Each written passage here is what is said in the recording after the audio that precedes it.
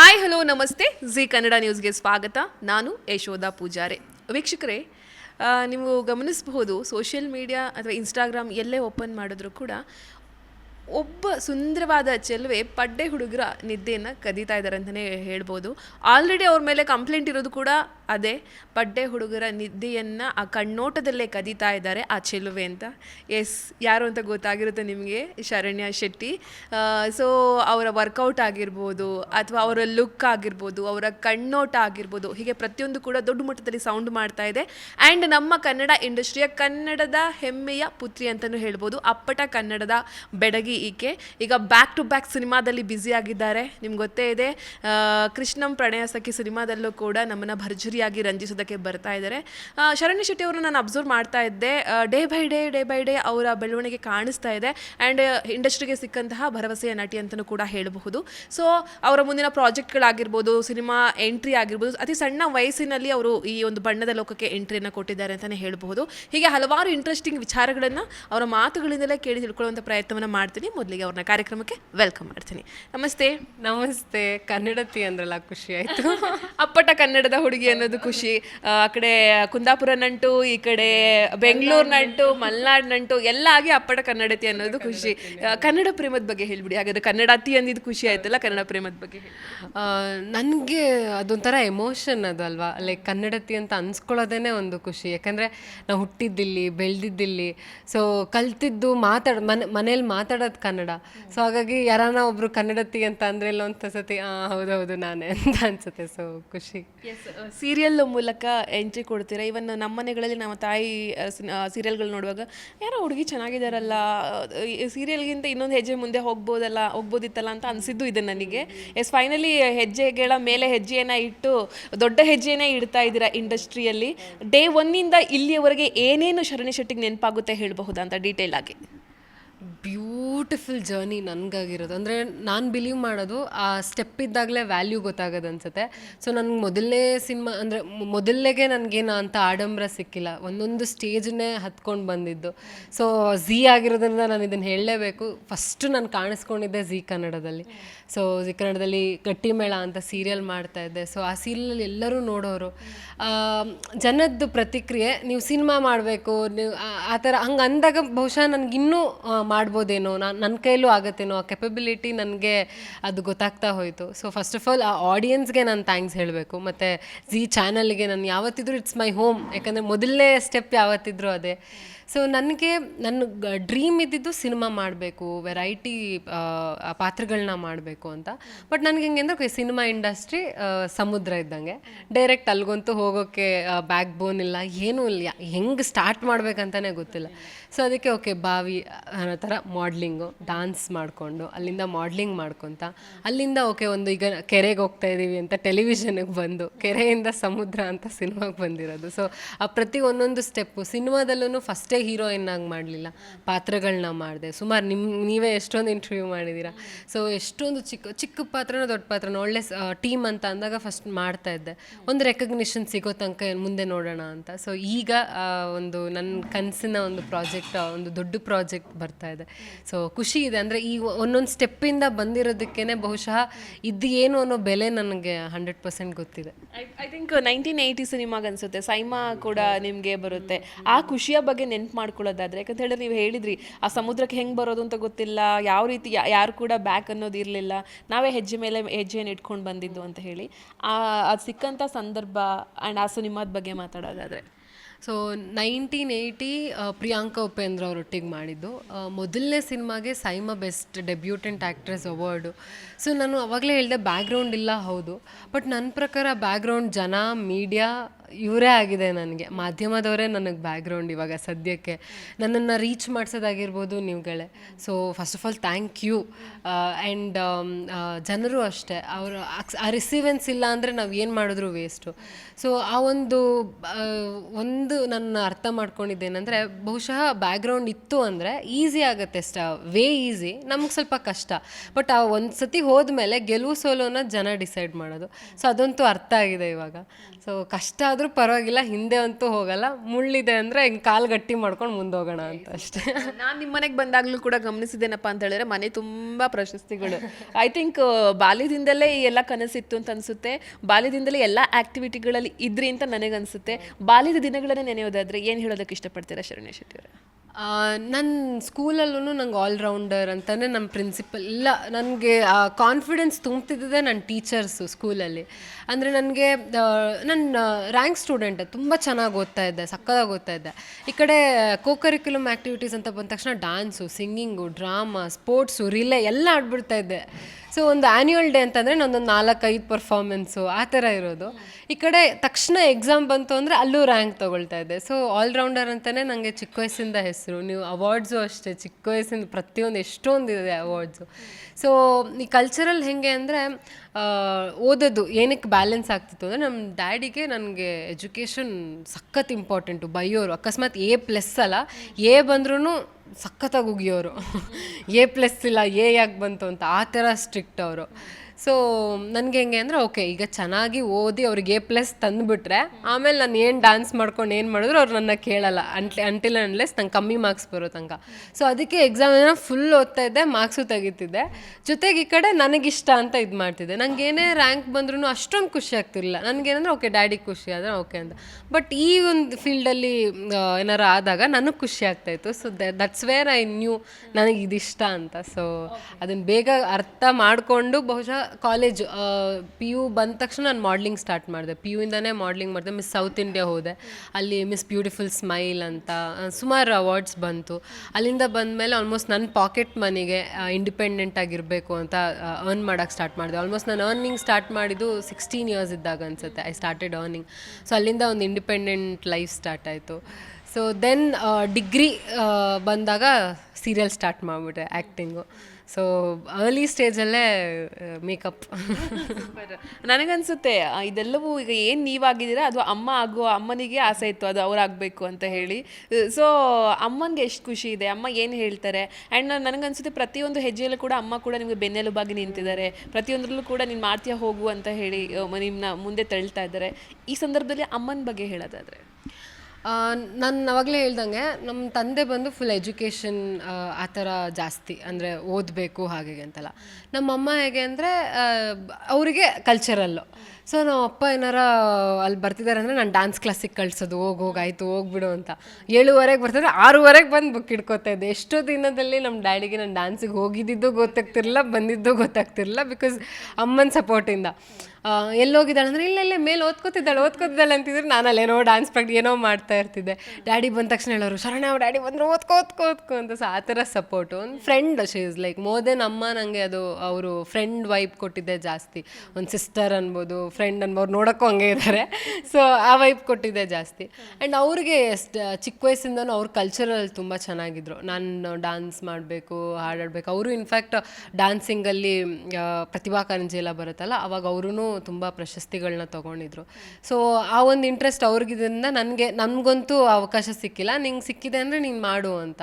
So ಅಪ್ಪನ ಹತ್ರ daily ಬೈಸ್ಕೊಳ್ಳೋರು. ನಾನ್ಕಿನ್ನ ಜಾಸ್ತಿ ಅವರೇ ಬೈಸ್ಕೊಂಡಿರೋದು. ನಿನ್ನಿಂದಾನೇ ಹಾಳಾಗೋದು, ನೀನು ಹೋಗಿ ಕಳಿಸ್ತೀಯಾ, ಅವ್ರು ಪರವಾಗಿಲ್ಲ ಓದ್ತಾಳ್ಬಿಡಿ ಅಂತ. ಆಮೇಲೆ ಮಾರ್ಕ್ಸ್ ಬಂದಾಗ ಡ್ಯಾಡಿನೂ ಓಕೆ ಬಿಡು ಏನೋ ಓದ್ತಿದ್ದಾಳೆ ಅಂದ್ಕೊಂಡು. ಸೊ ಸುಮಾರು ಬೈಸ್ಕೊಂಡಿದ್ದಾರೆ ನನ್ನಿಂದ. ಈಗ ಎಷ್ಟು ಖುಷಿಯಾಗಿದ್ದಾರೆ ಅಪ್ಪ, ಈಗ ನಿಮ್ಮನ್ನ ತೆರೆ ಮೇಲೆ ನೋಡೋದು, ಸ್ಟಾರ್ಗಳ ಜೊತೆ ನಟಿಸ್ತಾ ಇರೋದು, ಇದೆಲ್ಲ ಬೆಳವಣಿಗೆ ನೋಡಿ ಅಪ್ಪ ಇವಾಗ ಎಷ್ಟು ಖುಷಿಯಾಗಿದ್ದಾರೆ, ಏನಿಲ್ಲ ಹೇಳ್ತಾರೆ ಅಂತ ಹೇಳಿ. 100% ನಿಮ್ಮ ಹತ್ರ ಹೇಳಿಲ್ಲ ಅಂದ್ರೆ ಹೊರಗೆ ಅವ್ರ ಫ್ರೆಂಡ್ಸು, ಅವ್ರ ಸರ್ಕಲ್ಗಳೇ ನನ್ನ ಮಗಳು ಅಂತ ತೋರಿಸೋದೆಲ್ಲ ಇದ್ದೇ ಇರುತ್ತೆ. ಈಗ ಅವರ ಹೇಗಿದೆ, ಅವರು ಏನು ಹೇಳ್ತಾರೆ ಅಂತ ಹೇಳಿ? ಅಂದರೆ ಅವರು ಈಸ್ ವೆರಿ ಎಕ್ಸ್ಪ್ರೆಸಿವ್ ಅಲ್ಲ ಆಯಿತಾ. ಅವರು ಏನು ಡೈರೆಕ್ಟಾಗಿ ಬಂದು ಮಗಳೇ ನಂಗೆ ಹಿಂಗೆ ಅನಿಸ್ತಿದೆ ಅಂತೆಲ್ಲ ಅಷ್ಟೆಲ್ಲ ಎಕ್ಸ್ಪೆಕ್ಟ್ ಮಾಡಬಾರ್ದು. ಅವ್ರು ಸ್ಮೈಲ್ ಮಾಡಿದ್ರು ಅಂದರೆ ನನಗೆ ಅಷ್ಟೇ ಖುಷಿ. ಯಾಕಂದರೆ ಅವರು ಜಾಸ್ತಿ ಎಕ್ಸ್ಪ್ರೆಸ್ ಮಾಡಲ್ಲ. ಅವ್ರು ಹೇಗೆ ಅಂದರೆ ಅದೇ ನೀವು ಎಜುಕೇಷನ್ ಏನೋ ಮಾಡಿದ್ರೆ is very expressive, oh super ಅಂತೆಲ್ಲ ಹೇಳ್ತಾಯಿದ್ರು. ಬಟ್ ಬೇರೆ ಕಡೆ ಅಷ್ಟೊಂದು ಎಕ್ಸ್ಪ್ರೆಸ್ ಮಾಡಲ್ಲ. ಬಟ್ ಮುಂಚೆ ತುಂಬ ಬೈತಾಯಿದ್ರು, ಅಂದರೆ ಏನಕ್ಕೆ ಇದು ಮಾಡೋದು. ಈಗ ಆ ಬೈಗಳ ಕಮ್ಮಿ ಆಗಿರೋದ್ರಿಂದ ಅರ್ಥ ಆಗ್ತಿದೆ ಬಹುಶಃ ಖುಷಿಯಾಗಿದ್ದಾರೆ ಅಂತ. ಬಟ್ ಮೊನ್ನೆ ನಂದು ಪೋಸ್ಟ್ರ್ ಬಂದಾಗ ಅವರೇ ಎಲ್ಲ ಕಡೆ ಶೇರ್, ಅವ್ರದ್ದು ಸ್ಟೇಟಸ್ಸು DP ಎಲ್ಲ ಕಡೆ ಅವರೇ ಶೇರ್ ಮಾಡಿದರು. ಗ್ರೂಪಲ್ಲೆಲ್ಲ ಬನ್ನಿ ಅಂತೆಲ್ಲ ಅವಾಗ ಅಂದ್ಕೊಂಡೆ ಓಕೆ ಹಂಗಿದ್ರೆ ಖುಷಿಲಿದ್ದಾರೆ ಅಂತ. ಇದುವರೆಗೂ ನನ್ನ ಹತ್ರ ಬಂದಂತೂ ಹೇಳಿಲ್ಲ ಅವರು. ಬಟ್ ಐ ಫೀಲ್ ಈಸ್ ಮಾಡ್ತೀನಿ, ಬಟ್ ಅವರು ಅಂದರೆ ಹಿ ಈಸ್ ವೆರಿ ಎಕ್ಸ್ಪ್ರೆಸಿವ್ ಅಲ್ಲ ಅವರು. ಯಾವಾಗಲೂ ಅವರು ಸ್ವಲ್ಪ ಅಂದರೆ ನನಗೆ ಕಾನ್ಷಿಯಸ್ಸೇ ಮಾಡ್ತಾರೆ, ಅದು ಒಳ್ಳೇದು. ಅದು ಇನ್ನೊಂದು ಏನಂದರೆ ಯಾವಾಗಲೂ ನಾನು ಮಾಡಿದ್ದೆಲ್ಲ ಸೂಪರ್ ಸೂಪರ್ ಅಂದರೆ ಬಹುಶಃ ನಂಗೆ ರಿಯಾಲಿಟಿ ಹೇಳೋರು ಇರಲ್ಲ ಅನಿಸುತ್ತೆ. ನಮ್ಮಪ್ಪ ನನಗೆ ಬೆಸ್ಟ್ ಕ್ರಿಟಿಕ್ ಅವರು. ಯಾಕಂದರೆ ಅವರು ನಾನು ಈ ಮೂವಿ ಮಾಡ್ತೀನಿ ಅಂದರೆ ಅದಾಯಿತು ನೆಕ್ಸ್ಟ್ ಏನು ಮಾಡ್ತೀಯಾ, ಯಾವಾಗಲೂ ಈ ಸೈಡೇ ಥಿಂಕ್ ಮಾಡೋದವ್ರು. ಅಂದರೆ ನೆಕ್ಸ್ಟ್ ಏನು ಮಾಡ್ತೀಯಾ, ಈಗ ಅನ್ಸರ್ಟೈನ್ ಜಾಬು, ಇನ್ನು 10 ವರ್ಷದ ಮುಂದೆ ಈಗ ಒಂದು ಸೈಟ್ ತೊಗೊಬೇಕು, ಅವಾಗೇನು ಮಾಡ್ತೀಯಾ, ಕಾರ್ ಅವಾಗೇನು ಮಾಡ್ತೀಯ. ಸೊ ಆ ಥರ ಅವರು. ಒಂದೊಂದು ಸತಿ ಆ ಮೂಮೆಂಟಿಗೆ ಕೋಪ ಬರುತ್ತೆ, ಏನು ಇದನ್ನ ಬಗ್ಗೆ ಮಾತಾಡೋಣ ಅಂತ. But sometimes I feel as a parent ಅವರು ಅಷ್ಟು ಹಂಗೆ ಇರೋದ್ರಿಂದನೇ ಜವಾಬ್ದಾರಿ, ರೆಸ್ಪಾನ್ಸಿಬಿಲಿಟಿಗೆ ನಂಗೊಂದು ದುಡ್ಡು ಬಂದ್ರೂ ಸುಮ್ಮನೆ ಯೂಸ್ ಮಾಡಲ್ಲ. ಒಂದು ಫ್ಯೂಚರ್ ಥಿಂಕಿಂಗ್ ಆಗಿರ್ಬೋದು, ಸೇವಿಂಗ್ಸ್ ಅದೆಲ್ಲ ಅವ್ರ ಕಡೆಯಿಂದ ಕಲ್ತಿರೋದು. ಸೊ ಬಹುಶಃ ಎಜುಕೇಷನ್ನು ಅದೆಲ್ಲ ಅವ್ರ ಕಡೆಯಿಂದ ಬಂದರೆ, ಅಮ್ಮನ ಕಡೆಯಿಂದ ಕಲ್ಚರ್ ಬಂದು ಎರಡೂ ಸ್ಟ್ರಾಂಗ್ ಆಗಿದೆ ನನಗೆ ಅಂತ ಹೇಳಿದ್ರೆ ತಪ್ಪಾಗಲ್ಲ. So I would like to thank both of them. ಅಂದರೆ ಪೇರೆಂಟಿಂಗಲ್ಲಿ ನಮ್ಮ ಅಪ್ಪ ಚಿಕ್ಕ ವಯಸ್ಸಲ್ಲಿ ತುಂಬ ಕೋಪ ಬರ್ತಿತ್ತು ಅಪ್ಪನ ಮೇಲೆ. I use to like sometimes hate him for it. ಯಾಕಂದರೆ ದುಡ್ಡು ಕೊಡಲ್ಲ, ಫ್ರೆಂಡ್ಸ್ ಹತ್ರ ಆಚೆ ಹೋಗ್ಬೇಕಂದ್ರೆ 10 ರೂಪಾಯಿ ಕೊಡ್ತಾಯಿದ್ರು, ಹೋಗ್ಬಾ ಸಾಕು ಅಂತ. 10 ರೂಪಾಯಿಗೆ ಎಲ್ಲಿಂದ ಹೋಗಿ ಬರಲಿ, ಎಲ್ಲ ಫ್ರೆಂಡ್ಸ್ ಹತ್ರ ಎಲ್ಲ ಬೈಕೋತಾ ಇದ್ದೆ, ದುಡ್ಡೇ ಕೊಡ್ತಾಯಿಲ್ಲ ಹಂಗೆ ಹಿಂಗೆ ಅಂತ. ಬಟ್ ಆ ಒಂದು ಅವ್ರು ಹಾಗೆ ಮಾಡಿದ್ದಕ್ಕೆ ಬಹುಶಃ ನನಗೆ 10ನೇ ಕ್ಲಾಸಿಗೇನೋ ಇಲ್ಲ ನಾನು ಅರ್ನ್ ಮಾಡಬೇಕು, ನನ್ನ ದುಡ್ಡು ನಾನು ಅರ್ನ್ ಮಾಡಬೇಕು ಅಂತ ಆ ಹಠ ಸ್ಟಾರ್ಟ್ ಆಯಿತು. ಬಹುಶಃ 10ನೇ ಕ್ಲಾಸ್ ನನ್ನ ಫ್ರೆಂಡ್ಸ್ ಜೊತೆ ಆಚೆ ಹೋಗ್ಬೇಕು ಅಂತ ದುಡ್ಡು ಕೇಳಿದ್ದಕ್ಕೆ 10th ಸ್ಟ್ಯಾಂಡಲ್ಲಿ ಹೀಗೆ 50 ರೂಪೀಸ್ ಏನೋ ಕೊಟ್ಟಿದ್ರು ಫೈನಲ್ ಎಕ್ಸಾಮ್ ಆದಮೇಲೆ. ನಾನು ಅದಕ್ಕೆ 50 ರೂಪಾಯಲ್ಲಿ ಅವಾಗ ಏನೂ ಬರೋಲ್ಲ, ಒಂದು ಐಸ್ ಕ್ರೀಮು ಬರೋಲ್ಲ, ಹೋಗ್ಬಾ ಅಂತ. ಆವಾಗ ನನ್ನ ಫ್ರೆಂಡ್ಸ್ ಎಲ್ಲ 500 ರೂಪಾಯಿ ಆ ಥರ ಎಲ್ಲ ತರೋರು.